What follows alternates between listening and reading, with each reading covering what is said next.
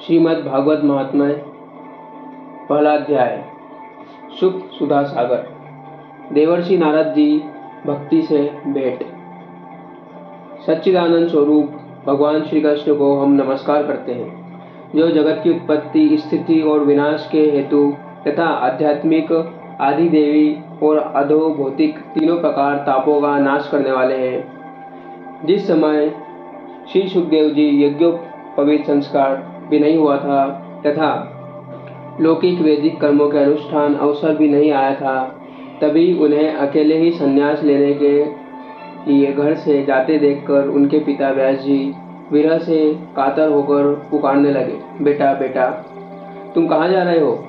उस समय वृक्षों ने तन्मय होने के कारण सुखदेव जी की ओर से उत्तर दिया, ऐसे सर्वभूत हृदय स्वरूप श्री सुखदेव जी मुनि को मैं नमस्कार करता हूँ।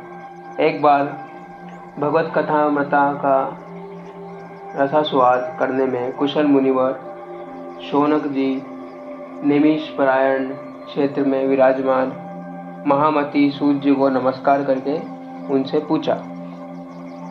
शौनक जी बोले, सूत जी आपका ज्ञान अज्ञानांधकार को नष्ट करने के लिए करोड़ों सूर्यों के समान है। आप हमारे कानों के लिए रसायन अमृत स्वरूप सारग विरत कथा कहिए। भक्ति, ज्ञान और वैराग्य प्राप्त होने वाले महान विवेक की वृद्धि किस प्रकार होती है तथा वैष्णव लोग किस तरह इस माया मोह से अपना पीछा छुड़ाते हैं। इस घोर कली काल में जीव प्राय आसुरी स्वभाव के लोग हो गए हैं। विविध केशों से आक्रांत इस जीव को शुद्ध देवी शक्ति संपन्न बनाने का सर्वश्रेष्ठ उपाय क्या है। सूत जी आप हमें कोई ऐसा शाश्वत साधन बताइए जो सबसे अधिक कल्याणकारी तथा पवित्र करने वालों में से भी पवित्र हो तथा जो भगवान श्री कृष्ण की प्राप्ति करा दे।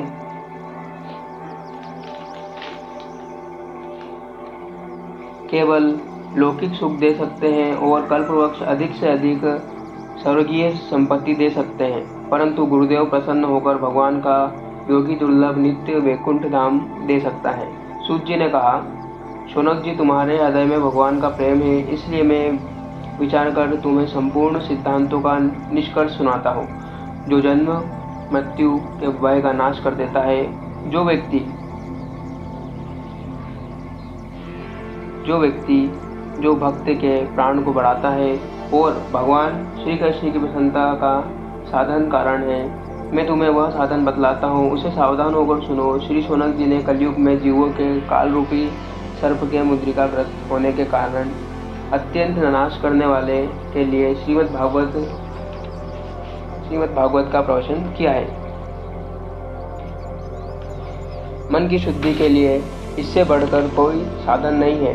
जब मनुष्य के जन्म जन्मांतर पुण्य उदय होता है, तभी उसे इस भागवत शास्त्र की प्राप्ति होती है। जब सुखदेव जी राजा परीक्षित को यह कथा सुनाने के लिए सभा में विराजमान हुए, तो देवता लोग उनके पास अमृत काल का कलश लेकर आ गए। देवता अपना काम बनाने में बड़े कुशल होते हैं, अतः यहाँ भी सबने सुखदेव जी को नमस्कार करके कहा, आप यह अमृत लेकर बदले में हमें कथामृत का दान दीजिए। इस प्रकार परस्पर विनिमय अदला बदली हो जाने पर राजा परीक्षित अमृत का पान करें और हम सब श्रीमद् भागवत स्वरूप अमृत का पान करेंगे। इस संसार में कहाँ कांच और कहाँ महामूल्य मणि तथा कहाँ सुधा और कहाँ कथा। श्री सुखदेव जी ने यह सोचकर उस समय देवताओं की हंसी उड़ा दी। उन्हें भक्ति शून्य कथा का अधिकारी जानकर कथामृत का दान नहीं दिया। इस प्रकार यह श्रीमद् भागवत की कथा देवताओं को भी दुर्लभ है। पूर्व काल में श्रीमद् भागवत के श्रवण से ही राजा परीक्षित मुक्त होकर ब्रह्मा जी भी से बड़ा आश्चर्य हुआ था। उन्होंने सत्यलोक में तराजू बांधकर सब साधक को तोला। अन्य सभी साधन तोलने में हल्के पड़ गए। अपने महत्व के कारण भगवत ही सबसे भारी रहा। यह देखकर सभी ऋषियों का बड़ा विस्मय हुआ। उन्होंने कलयुग में इस भगवत रूप भगवान शास्त्रों को ही पढ़ने, सुनने और तत्काल मोक्ष देने वाला निश्चय किया है। सप्ताह विधि से श्रवण करने पर यह निश्चय भक्ति प्रदान करता है। पूर्व काल में इसे गया पारायण सनकादि देवर्षि नारद ने सुनाया था। यद्यपि देवर्षि ने पहले ब्रह्मा जी के मुख से इसे श्रवण कर लिया था, तदपि सप्ताह श्रवण की विधि तो उन्हें सनकादि ही ने बताई थी। शौनक जी ने पूछा, सांसारिक प्रश्न से मुक्त एवं विचरणशील नारद जी सनकादि के साथ संयोग कहाँ हुआ और विधि विधान के श्रवण में उनकी प्राप्ति कैसे हुई? सूत जी ने कहा, अब मैं तुम्हें भक्तिपूर्व कथानक सुनाता हूँ जो श्री सुखदेव जी ने मुझे अपना अन्य शिष्य जानकर एकांत में सुनाया था। एक दिन विशालपुरी में चारों निर्मल ऋषि सत्संग के लिए आए। वहाँ उन्होंने नारद जी को देखा। सनकादि ने पूछा, ब्राह्मण, आपका मुख उदास क्यों हो रहा है? आप चिंतातुर कैसे हैं? इतनी जल्दी जल्दी आप कहाँ जा रहे हैं और आपका आगमन कहाँ से हुआ है? इस समय तो आप इस पुरुष के समान व्याकुल जान पड़ते हैं जिसका सारा धन लुट गया हो। आप जैसे अंतर शक्ति रहित पुरुषों के लिए यह उचित नहीं है, इसका कारण बताइए। नारद जी ने कहा, मैं सर्वोत्तम लोग समझकर पृथ्वी में आया हूँ। यह पुष्कर, प्रयाग, काशी, गोदावरी, नासिक, हरिद्वार, कुरुक्षेत्र, श्रीरंग और चेतुब्द आदि कई तीर्थों में इधर उधर विचरता रहता हूँ, किंतु मुझे कहीं भी मन को संतोष देने वाली शांति नहीं मिल रही। इस समय अधर्मी और कलयुग में सारा पृथ्वी को पीड़ित कर रखा है। अब यहाँ सत्य, तप, बाहर भीतर की पवित्रता, दया दान आदि कुछ भी नहीं है। बेचारे जीव केवल अपना पेट पालने में लगे हुए हैं। वे असत्यभाषी, आलसी, मुंड बुद्धि, भाग्यहीन, उपद्रवग्रसित हो गए हैं। जो साधु संत कहे जाते हैं वे पूरे पाखंडी हो गए हैं। देखने में तो विरक्त हैं, किंतु स्त्री धन आदि सभी का परिग्रह करते हैं। घरों में स्त्रियों का राज्य है। साले सलाहकार बने हुए हैं। लोग से लोग कन्या विक्रय करते हैं और स्त्री पुरुष में कलह मचा रहता है।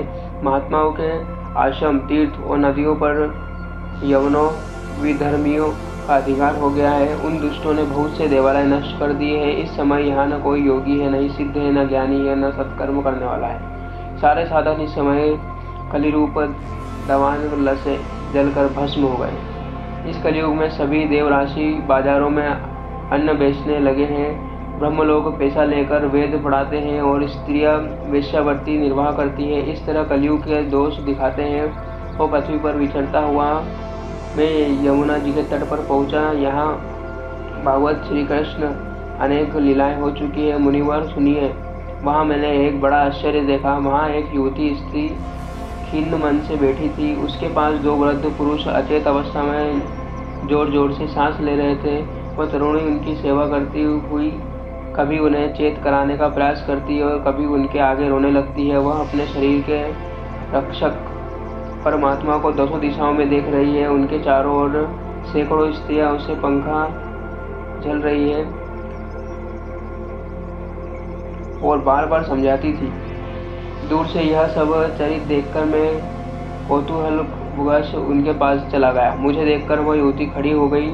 बड़ी व्याकुल होकर वह कहने लगी। युवती ने कहा, अजी महात्मन जी, क्षण भर ठहर जाइए और मेरी चिंता को नष्ट कर दीजिए। आपका दर्शन तो संसार में सभी पापों को स्वर्थ नष्ट कर देने वाला है। आपके चरणों से मेरे दुख भी बहुत कुछ शांत हो जाएंगे। मनुष्य का जब बड़ा भाग्य होता है तब आपके दर्शन हुआ करते हैं। नारद जी कहते हैं, तब मैंने उस स्त्री से पूछा, देवी तुम कौन हो? ये दोनों पुरुष तुम्हारे क्या होते हैं और तुम्हारे पास ये कमल नयनी देवियाँ कौन है? तुम हमें विस्तार से अपना दुख का कारण बताओ। युवती ने कहा, मेरा नाम भक्ति है। ये ज्ञान और वैराग्य नामक मेरे पुत्र हैं। समय के फेर से ही ये ऐसे जर्जर हो गए हैं। ये देवी गंगा जी आदि नदियां हैं। ये सब मेरी सेवा करने के लिए आई है। इस प्रकार साक्षात देवियों द्वारा सेवित होने पर भी मुझे सुख शांति नहीं है। तपो धन। अब ध्यान देकर मेरा वृत्तांत सुनिए। मेरी कथा वैसे तो प्रसिद्ध है, फिर भी उसे सुनकर आप मुझे शांति प्रदान करें। मैं द्रविड़ देश में उत्पन्न हुई, कर्नाटक में बढ़ी, कहीं कहीं महाराष्ट्र सम्मानित हुई, किंतु गुजरात में मुझको बुढ़ापे ने घेर लिया। वहाँ घोर कलयुग के प्रभाव से पाखंडियों ने मुझे अंग भंग कर दिया। चिरकाल तक यह अवस्था रहने के कारण मैं अपने पुत्रों के साथ दुर्बल हो गई। मैं दुर्बल और निरस्त होती जा रही हूँ। अब जब से मैं वृंदावन आई हूँ तब से पुनः परम सुंदरी रूपमती नवयुवती हो गई हूँ, किंतु सामने पड़े हुए ये दोनों मेरे पुत्र थके मांदे दुखी हो गए हैं। अब मैं यह स्थान छोड़कर अन्य जाना चाहती हूँ। ये दोनों बूढ़े हो गए हैं, इसी दुख से मैं दुखी हूँ। मैं तरुणी क्यों और ये दोनों मेरे पुत्र बूढ़े क्यों? हम तीनों साथ रहने वाले हैं, फिर यह विपरीतता क्यों? होना तो यह चाहिए कि माता बूढ़ी हो जाए और पुत्र तरुण। इसी से मैं आश्चर्यचकित से अपनी इस अवस्था पर शोक कर रही हूँ। आप परम बुद्धिमान एवं योग निधि है, इसका क्या कारण हो सकता है, बताइए। नारद जी ने कहा, साध्वी, मैं अपने हृदय में ज्ञान दृष्टि से तुम्हारे संपूर्ण दुख का कारण देखता हूँ। तुम्हें विषाद नहीं करना चाहता। श्री हरि तुम्हारा कल्याण करेंगे। सूत जी कहते हैं, मुनिवर नारद जी एक क्षण में ही उसका कारण जानकर कहा। नारद जी ने कहा, देवी सावधान होकर सुनो, यह दारुण कलयुग है। इसी से इस समय सदाचार, योग मार्ग और तप आदि सभी लुप्त हो गए हैं। लोग छठता और दुष्कर्म में लगकर अघासुर बन रहे हैं। संसार में जहाँ देखो वही सत्पुरुष दुख से मलान है और दुष्ट दुखी हो रहे हैं, साथ ही दुष्ट लोग अत्यंत सुखी है। इस प्रकार जिस बुद्धिमान पुरुष का धैर्य बना रहे वही बड़ा ज्ञानी या पंडित है। पृथ्वी क्रमशः प्रतिवर्ष शौनक जी के लिए बाहर रूप होती जा रही है। अब यह छूने योग्य तो क्या देखने योग्य भी नहीं रह गई है और उसमें कहीं मंगल ही नहीं दिखाई देता। अब किसी को पुत्रों के साथ तुम्हारा दर्शन भी नहीं होता। विषयानुसरण के कारण अंधे बने हुए जीवों को अपेक्षित होकर तुम जर्जर हो रही थी। वृंदावन संयोग से तुम फिर नवीन तरुण हो गई हो। अतः यह वृंदावन धाम धन्य है, जहाँ भक्ति सर्वत्र नृत्य कर रही है। परंतु तुम्हारे इन दोनों पुत्रों का यहाँ कोई ग्रह नहीं है, इसलिए इनका बुढ़ापा नहीं छूट रहा और यहाँ इनको कुछ आत्मसुख, भगवत स्पर्धा, आनंद की प्राप्ति होने के कारण ये सोते जान पड़ रहे हैं। राजा परीक्षित ने इस पापी कलयुग को क्यों रहने दिया? इसके आते ही सब वस्तुओं का सार न जाने कहाँ चला गया है। करुणामय श्री हरि भी यह अधर्म कैसे देखा जाता है? मुनि, मेरा यह संदेह दूर कीजिए। आपके वचनों से मुझे बड़ी शांति मिल रही है। नारद जी ने कहा, बोले, यदि तुमने पूछा है तो मैं प्रेम से सुनो। कल्याणी, मैं तुम्हें सब बताता हूँ और तुम्हारा दुख दूर हो जाएगा। जिस दिन भगवान श्री कृष्ण इस भूलोक को छोड़कर अपने परम धाम को पधारे, उसी दिन से यहाँ संपूर्ण साधनों में बाधा डालने वाला कलयुग आ गया। दिग्विजय के समय राजा परीक्षित की दृष्टि पड़ने पर कलयुग दिन के समान उनकी शरणों में आया। भ्रमर के समान सारग्राही राजा ने पर निश्चय किया कि इसका वध मुझे नहीं करना चाहिए, क्योंकि जो फल तपस्या, योग एवं समाधि भी नहीं मिलता, कलयुग में वही फल श्री हरि कीर्तन से ही भली भांति मिल जाता है। इस प्रकार सारहीन होने पर भी उसे इस एक ही दुष्ट में संयुक्त देखकर उन्होंने कलयुग में उत्पन्न होने वाले जीवों के लिए सुख के लिए उन्हें इसे रहने दिया। इस समय लोगों के कुकर्म प्रवृत्त होने के कारण सभी वस्तुओं का सार निकल गया है और पृथ्वी के सारे पदार्थ बीजहीन भूसी के समान हो गए हैं। ब्राह्मण केवल अन्न धनादि के लोभवश घर घर एवं जन जन को भागवत की कथा सुनाने लगे हैं, इसलिए कथा का सार चला गया है। तीर्थों में नाना प्रकार के अत्यंत घोर कर्म करने वाले नास्तिक और नारक पुरुष भी रहने लगे हैं, इसलिए तीर्थों का भी प्रभाव जाता रहा है। जिनका चित्त निरंतर काम, क्रोध, महान लोभ और तृष्णा तपता रहता है, वे भी तपस्या ढोंग करने लगे हैं, इसलिए तब कभी सार निकल गया है। मन पर काबू न होने के कारण तथा लोभ, दंभ और पाखंड आश्रय लेने के कारण एक शास्त्र का अभ्यास न करने से ध्यान योग का फल मिट गया। पंडितों की यह दशा है कि वे अपनी स्त्रियों के साथ भैंसों की तरह रमण करते हैं। उनमें संतान पैदा करने की कुशलता पाई जाती है। मुक्ति धाम से वे स्वार्थ अकुशलता है। संप्रदाय नासुर प्राप्त हुई और वैष्णवता भी कहीं देखने में नहीं आती। इस प्रकार जगह जगह सभी वस्तुओं का सार लुप्त हो गया है। यह तो इस युग का स्वभाव ही है, इसमें किसी का दोष नहीं। इसी से पुंडरीकाक्ष भगवान बहुत समीप रहते हैं, यह सब सह रहे हैं। सूत जी कहते हैं, शौनक जी, इस प्रकार देवर्षि नारद के वचन सुनकर भक्ति को बड़ा आश्चर्य हुआ। फिर उसने जो कुछ कहा उसे सुनकर भक्ति ने कहा, देवर्षि आप धन्य हैं, मेरा बड़ा सौभाग्य था जो आपका समागम हुआ। संसार में साधुओं का दर्शन ही समस्त सिद्धांतों का परम कारण है। आपका केवल एक बार का उपदेश धारण करके कायाधु कुमार प्रहलाद ने माया पर विजय प्राप्त कर ली थी। ध्रुव ने आपकी कृपा से ही ध्रुव व्रत को प्राप्त किया था। आप सर्वमंगलमय और साक्षात ब्रह्मा जी के पुत्र हैं। मैं आपको नमस्कार करती हूँ। ये श्रीमद् भागवत कथा आप सुन रहे हैं। श्रीमद् भागवत महात्म्य का यह पहला अध्याय संपूर्ण होता है। इसके आगे के अध्याय भी सुनने के लिए जुड़े रहें। हो सके तो सब्सक्राइब कर लें, बेल आइकन को दबा दें। आप पढ़ नहीं सकते पर ये सुन सकते हैं, सुन के ज्ञान प्राप्त कर सकते हैं, अशांत मन को शांत कर सकते हैं, नाम ले सकते हैं। राम राम, श्याम श्याम, सीताराम, राधे श्याम। बोलो हर हर हर महादेव। आप सुन रहे हैं श्रीमद् भागवत महात्म्य। हमसे जुड़े रहें।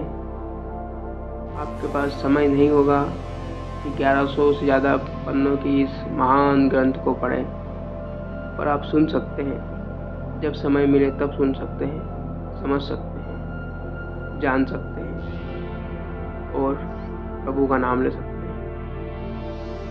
कृष्णाय वासुदेवाय हरे परमात्मने प्रणत क्लेशनाशाय गोविंदाय नमो नमः। साथ ही प्रभु का नाम लेते रहें, सुनते रहें।